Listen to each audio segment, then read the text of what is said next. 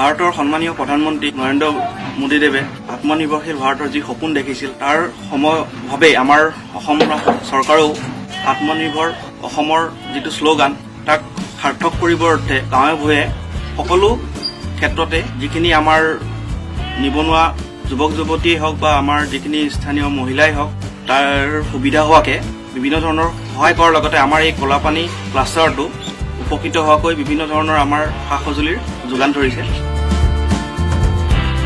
1998 চনৰ পৰা জড়িত হৈ আছো।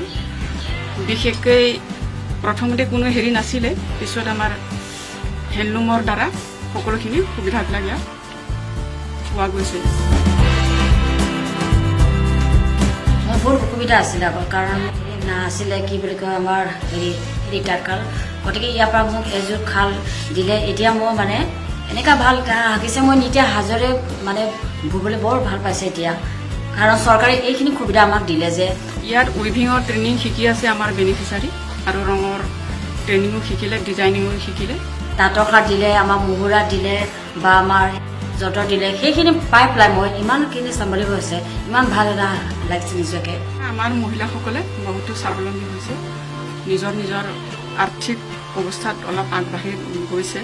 মোৰ মানে ট্ৰেইনিং হৈ গ'ল, মোৰ ইয়াত মোৰ মানে অভিনয় ট্ৰেইনিং এমাহ হৈ গ'ল ইয়াত।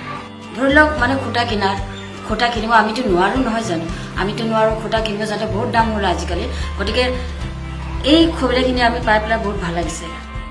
বৰ্তমান আমাৰ কলাপানী হেণ্ডলুম ডেভেলপমেণ্ট আপোনাৰ ক্লাষ্টাৰ, আমাৰ স্থানীয় আমাৰ যিখিনি শিপিনী আছে, আমাৰ এই ক্লাষ্টাৰৰ লগত প্ৰায় 500 শিপিনী জড়িত হৈ আছে।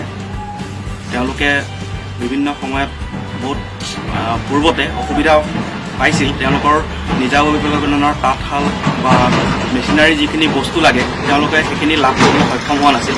কিন্তু বৰ্তমান সময়ত আমাৰ স্থানীয় বিধায়ক তথা আমাৰ হস্তশিল্পৰ বিভাগৰ মন্ত্ৰী শ্ৰীযুত ৰঞ্জিত দত্তদেৱে সম্পূৰ্ণখিনি তেওঁলোকক সুবিধা কৰি দিছে, আৰু তাৰ পৰিপ্ৰেক্ষিতত আমাৰ মহিলাসকল যথেষ্টখিনি উপকৃত হৈছে।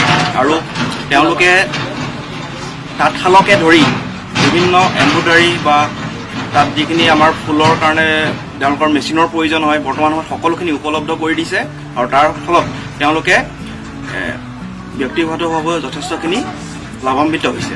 এইখিনি হেৰিয়াৰ সুবিধা কৰি দিয়াৰ উপলক্ষে আমাৰ অসমৰ মুখ্যমন্ত্ৰী ডাঙৰীয়াক ধন্যবাদ জনাইছোঁ, আমাৰ বিহালী সমষ্টিৰ বিধায়ক ডাঙৰীয়াকো ধন্যবাদ জনাইছোঁ। সন্মানীয় মুখ্যমন্ত্ৰী মহোদয় আমাৰ শ্ৰীযুত সৰ্বানন্দ সোণোৱালদেৱ, লগতে আমাৰ স্থানীয় বিধায়ক তথা অসম চৰকাৰৰ কেবিনেট মন্ত্ৰী শ্ৰীযুত ৰঞ্জিত দত্তদেৱ তথা আমাৰ হস্তশিল্প বিভাগৰ সমূহ বিভাগীয় বিষয়ববীয়াক ধন্যবাদ জনাইছোঁ যে তেওঁলোকে আমাক ইমান সহায় কৰি পেলাই আমাৰ যিখিনি স্থানীয় আই মাতৃসকল আছে তেওঁলোকক যথেষ্ট উপকৃত কৰিলে।